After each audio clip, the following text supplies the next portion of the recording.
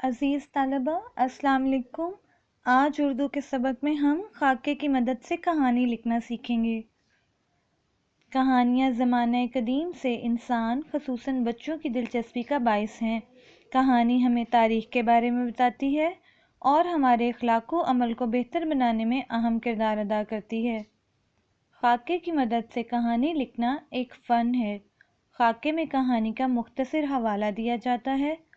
آپ اپنی ذہنی صلاحیتوں کو استعمال کر کے کہانی مکمل کر سکتے ہیں۔ کہانی لکھتے ہوئے درج ذیل امور کا خیال رکھنا چاہیے۔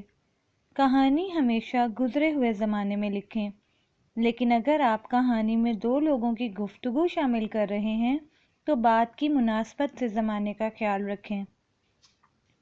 کہانی لکھتے وقت سب سے پہلے عنوان ذہن میں رکھیں۔ واقعات اور کردار کی ترتیب کا ہمیشہ خیال رکھیں۔ کہانی سے اخذ شدہ نتیجہ ضرور لکھیں۔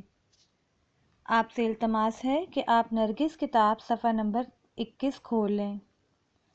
اس کہانی کا عنوان درج ہے، جیسے نیکی کا بدلہ نیکی۔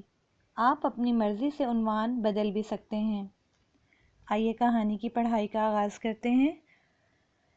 ایک دفعہ کا ذکر ہے، ایک شیر اپنی کچھار کے باہر مزے کی نیند سو رہا تھا۔ کہیں سے کوئی چوہا کھیلتا کودتا آ کر اس پر چڑھ گیا۔ شیر کی آنکھ کھلی تو اس نے غصے سے چوہے کو اپنے پنجے کے نیچے دبا لیا اور دھمکی دی کہ وہ اسے کھا جائے گا۔ چوہے نے معافی مانگی اور کبھی اس احسان کا بدلہ دینے کا وعدہ کیا۔ شیر نے اس کی بات سن کر حقارت سے اسے دیکھا، یعنی نفرت سے اسے دیکھا اور چھوڑ دیا۔ اتفاق سے کچھ عرصے بعد شیر ایک شکاری کے جال میں پھنس گیا۔ چوہے کا وہاں سے گزر ہوا۔ شیر کو پھنسا دیکھ کر چوہے نے اپنے تیز دانتوں سے جال کاٹ دیا۔ شیر نے چوہے کا بہت شکریہ ادا کیا۔ خالی جگہ میں مکالمے لکھیے۔ واوین اور علامت تعجب کا استعمال کیجیے۔ آپ یہ کام نرگس کتاب پر ہی کریں گے، یعنی دی گئی خالی جگہ پر آپ اپنی صلاحیتوں کو بروئے کار لا کر چوہے اور شیر کے مابین مکالمے لکھیں گے۔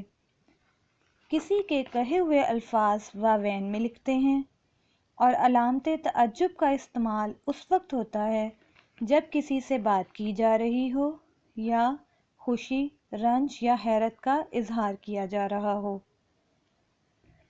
ایک دفعہ کا ذکر ہے، ایک شیر اپنی کچھار کے باہر مزے کی نیند سو رہا تھا۔ کہیں سے کوئی چوہا کھیلتا کودتا غلطی سے اس پر چڑھ گیا۔ شیر کی آنکھ کھل گئی۔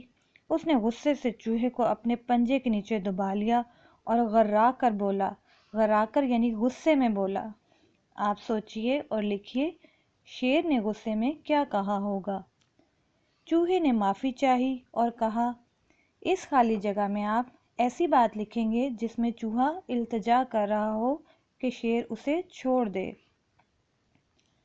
شیر نے اس کی بات سن کر حقارت سے اسے دیکھا لیکن پھر چھوڑ دیا۔ کچھ عرصے بعد شیر ایک شکاری کے جال میں پھنس گیا۔ اتفاق سے چوہے کا وہاں سے گزر ہوا۔ شیر کو پھنسے دیکھ کر چوہے نے اپنے تیز دانتوں سے جال کاٹ دیا۔ شیر نے چوہے کا شکریہ ادا کرتے ہوئے کہا۔ آپ سوچئے، شیر نے چوہے کا شکریہ کیسے ادا کیا ہوگا؟ چوہے نے جواب دیا۔ اس خالی جگہ میں آپ اس کہانی سے حاصل ہونے والا اخلاقی سبق لکھیں گے۔ امید کرتی ہوں کہ آپ یہ کام کر کے بہت لطف اندوز ہوں گے۔ اپنا خیال رکھیے گا۔ اللہ حافظ۔